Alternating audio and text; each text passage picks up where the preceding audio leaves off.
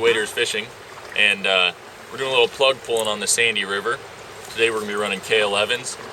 We've got some U20s also, some custom painted U20s. Brian Portwood painted all these for us. And those are made by Lure Jensen? Yeah. The K11s are made by Lure Jensen, who's also run by Rapala now, and U20s are by Flatfish, Yakima Bait.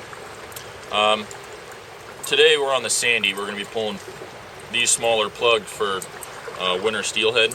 You can see that obviously pink and chrome is a fairly popular color for steelhead. What we're going to be doing is in running these plugs you have to run a dual lock snap.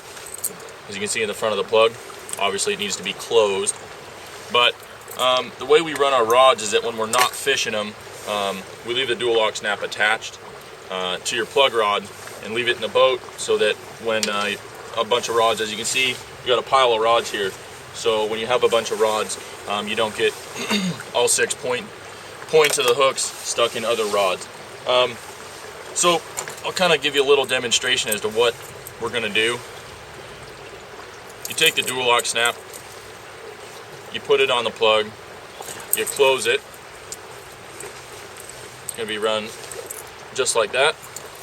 You want your plug running straight, and you have to tune these plugs. If your plug runs sideways, fish won't bite it. You need it running straight. So what you'll do and give it a slight pull. And if your plug runs sideways, that means it's not running true. You need your plug to run straight. Rods today, we're running 8-foot one-piece rods. It's pretty average for plug rods for a lot of guys. What we're running is a Shimano Keenan. It's a lure weight of 8 to 14, and there's a lot of different reels you can run too. A lot of guys apt to use a line counter reel. Not a lot of left-handed line counter reels on the market, and so what we do is we run a bobber stop method. You can kind of be able to see it on the reel. There's a green bobber stop there.